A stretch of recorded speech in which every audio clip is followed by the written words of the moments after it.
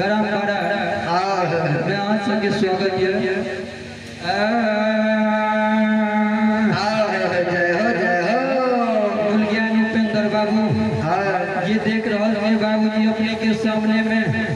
Red colour के कुर्ता पहन के खड़ा है बाबू जी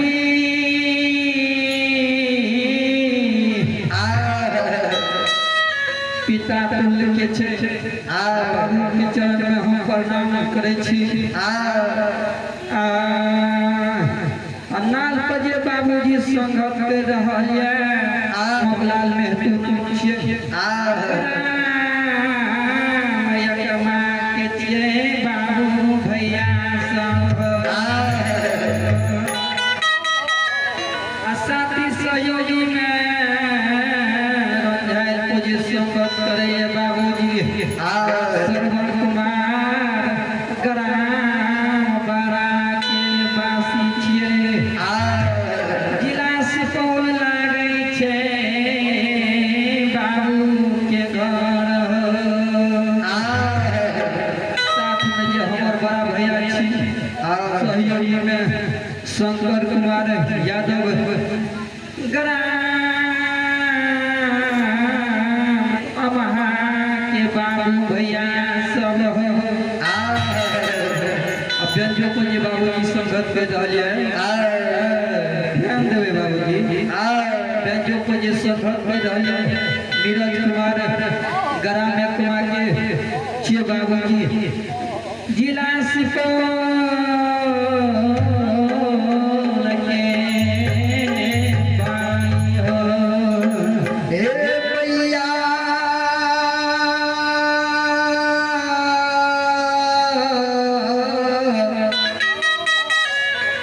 जग के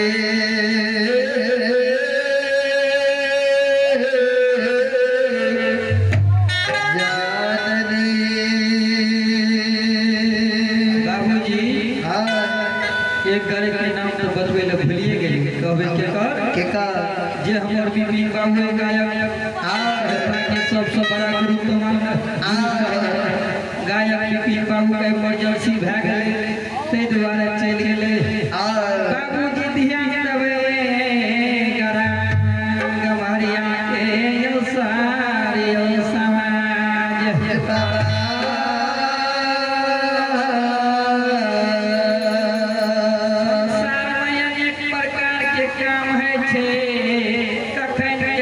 समस्या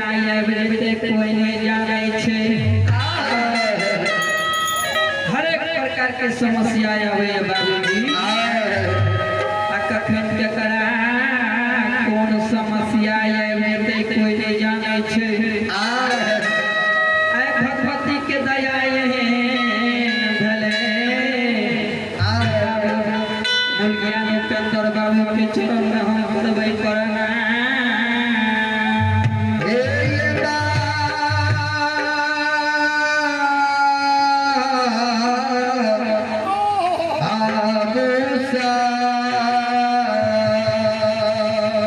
बाबूजी ग्राम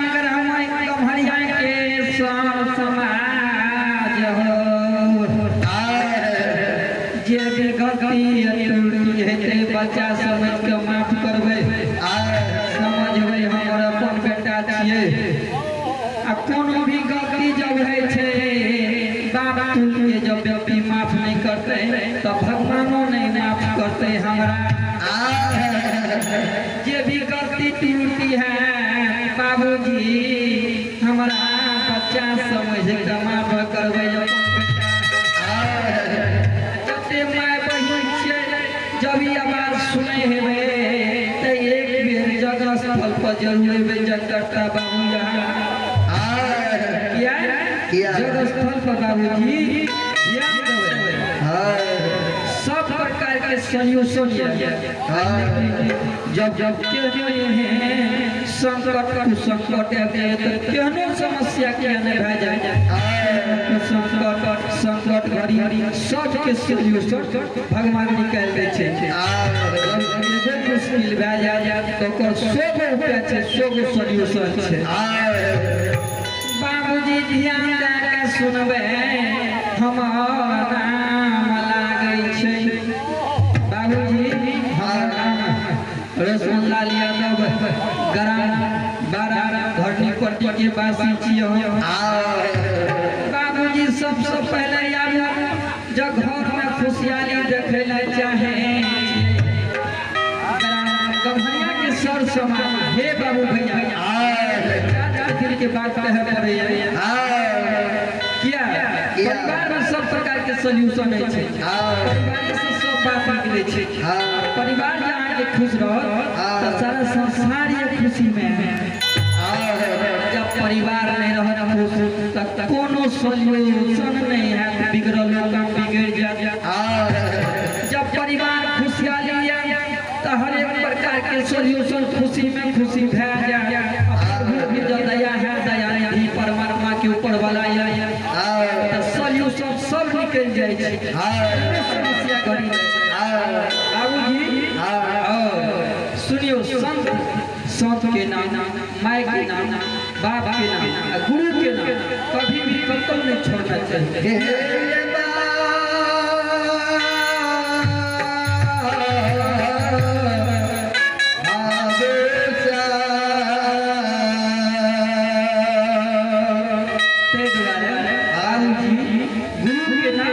कतौ नहीं छोड़ना चाहिए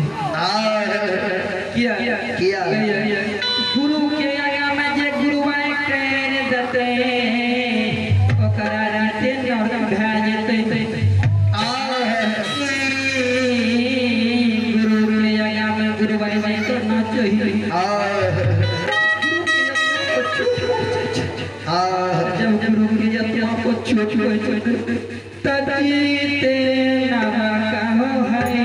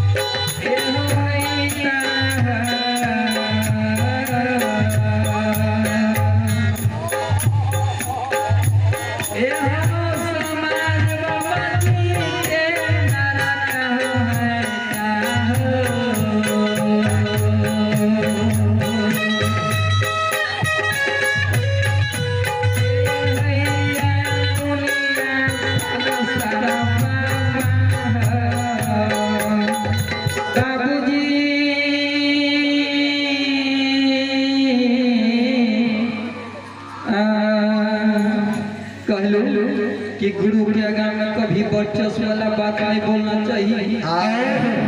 जैसे कि गुरु के दिल पर ठेस पहुंच जाए कभी भी माँ बाप के आगे में बड़ा नहीं करना चाहिए करने से माँ बाप के दिल पर जब ठेस पहुंचे मन नरक भै जाए ते द्वारा बाबूजी ध्यान देवे बाबूजी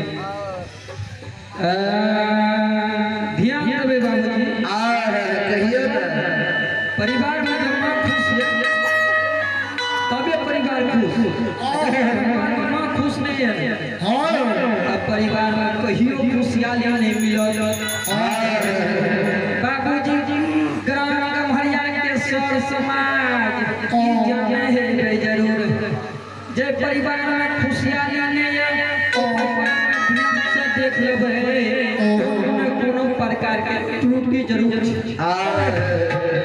तै द्वारा परिवार में खुशहाली नहीं आवे सब चीज जाने है बाबू सब चीज के रिसर्च कर लेके लेकिन जे माँ बाप बूढ़ भै गए ना ओकर रिसर्च नहीं कर खोज के कि माँ बाप फिर से जवान भै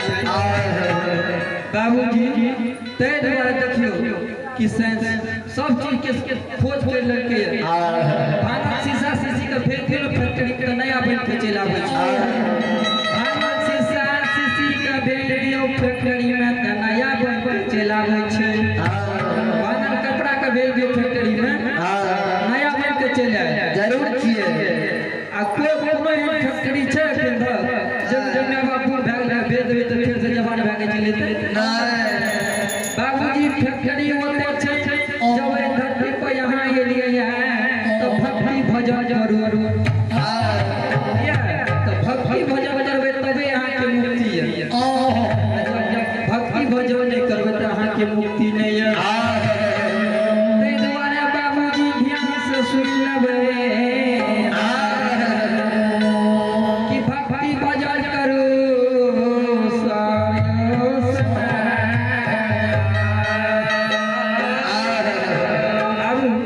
बाबूजी हमर शंकर बाबू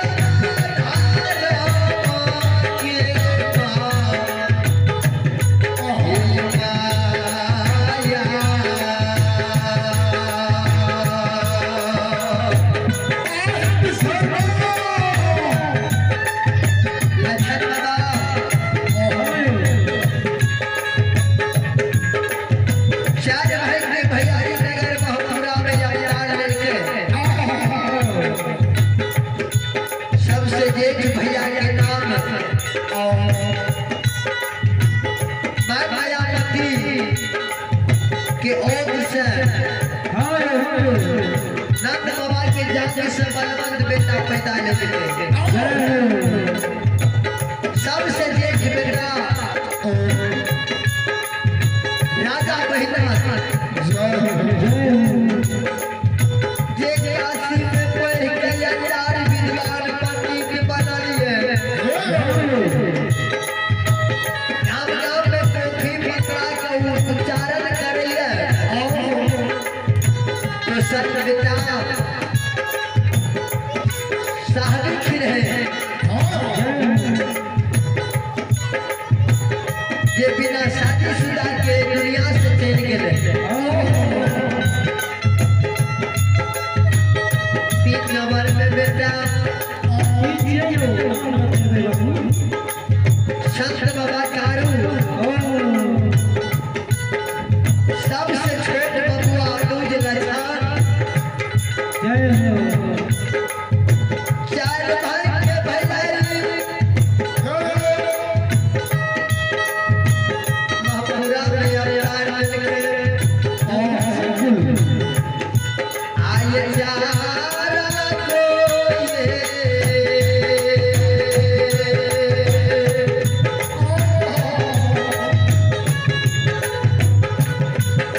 ये भाग्य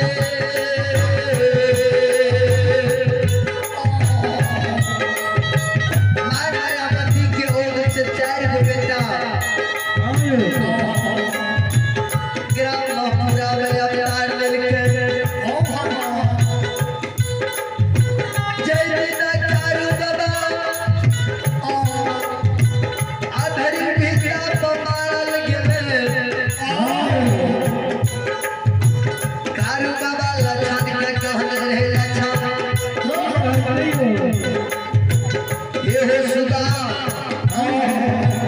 हे गुलरवा सबके लिए ये संसार से चल देवे सबके लिए इस संसार से विदा भा देवे लेकिन लछन कुशला के दादा बाबू सबके लिए ये संसार में भूत पिशाच प्रेत बैठ देवे लेकिन तोरा लिए जब तोरा दुख विपद से लेता जाते बाटा पशुरता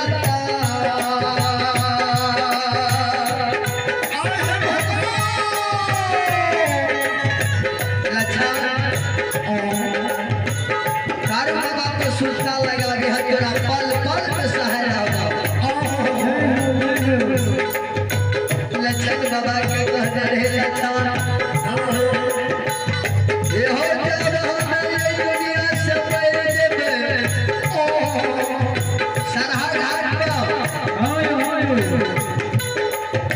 100 चना में 1 चना मेदनी फूल गया सेहरा धर के दूध सब दिन हमरा चढ़बैत रही हमर अच्छा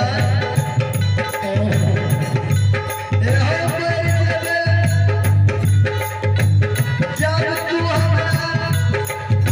100 चना में 1 चना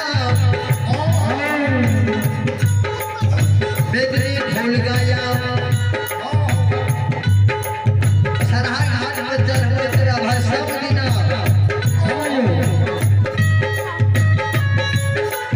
तब से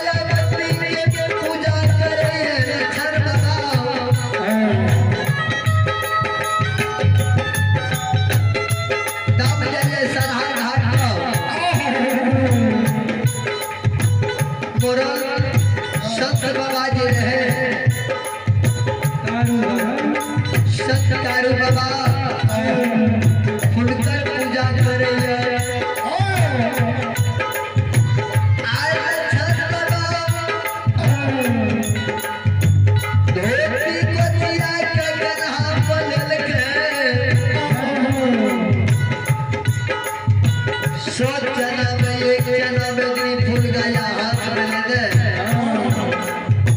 फूलदानी में फूल लेने एक चुरू दूध लेने आए हैं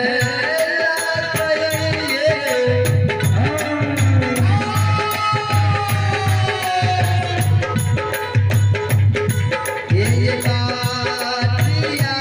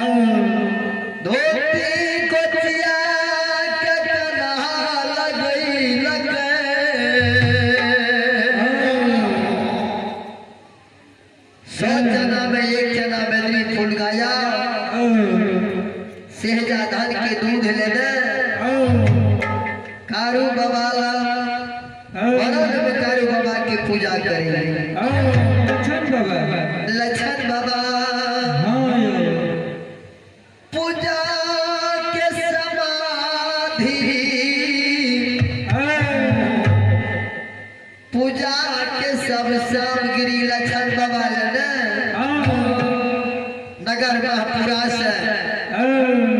सरहा घाट पाया गया है भैया। आइए ने राजा महिला कहिए घर के कही हे गई कई दिना ससंत बाबा कारू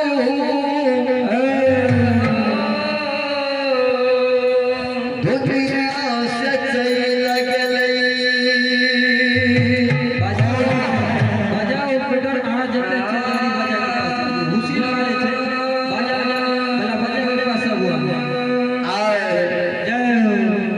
राजा महिला कहेंगे घर की गही हे गई जय दिना से कारू बाबा मारा लगलई अधरी भीता पर अधरी भिता सरहा घाट पर जार के गगन उड़ा दिए नहीं कहियो लाठा बथान पाओ सेजा धर के चेक के लिए नहीं कहियो सहोदर छोटका लछन के देखलिए केना रहे ने रहे से राजा महिला कहे के घर की गई आजा सियई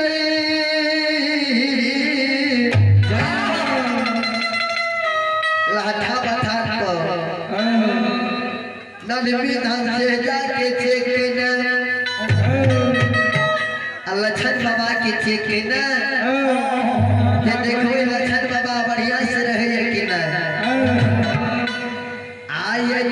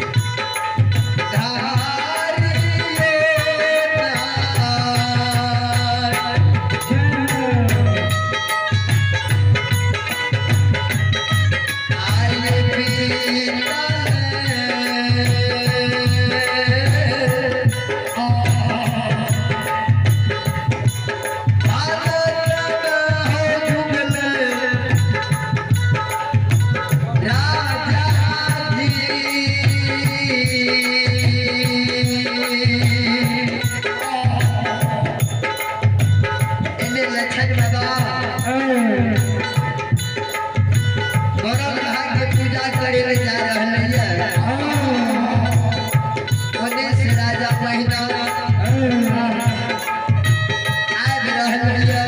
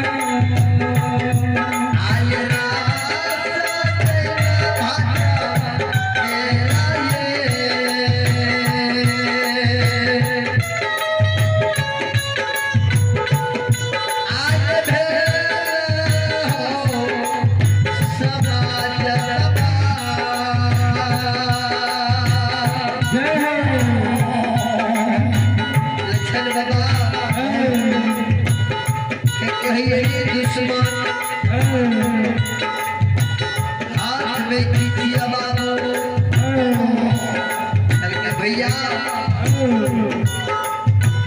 फूलदानी में फूल दिए सोचना में एक जना नजरी फूल गाया सेहिया धन के एक चुरू दूध लगे सलाह घाट में भैया संस्कारों के सारा सब जना हम चढ़ावे छिए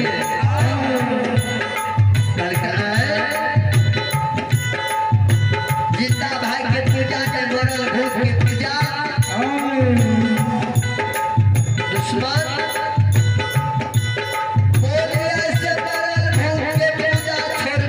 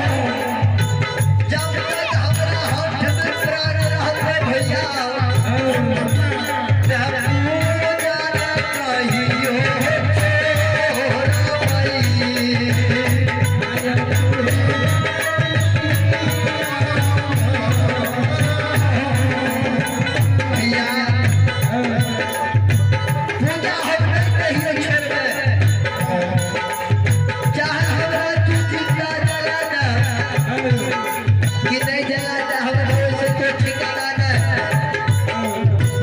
राजा बहनान के आँख में का समान भेले तुरंत गेले शत्रुल मगरूर सुखिहार लोग। राजा बहनान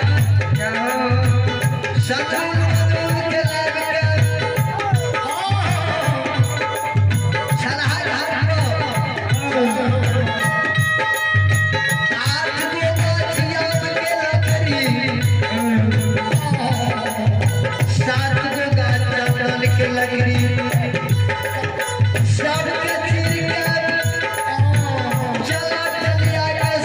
घाट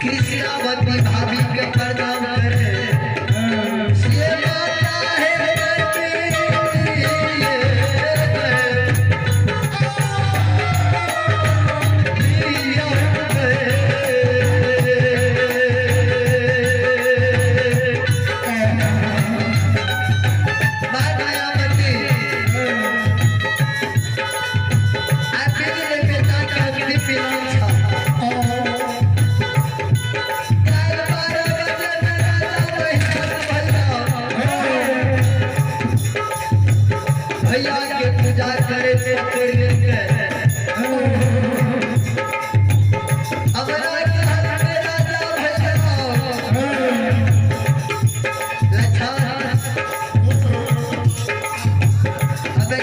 भैया सब बात नगर महपुरा में तोहर रहता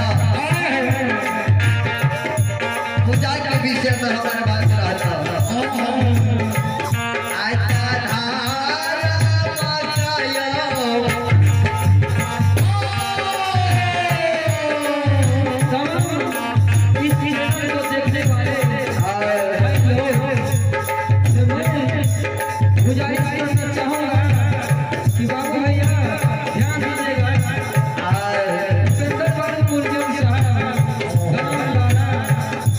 जो देख रहे हैं मेरे बगल में भाई लोग यही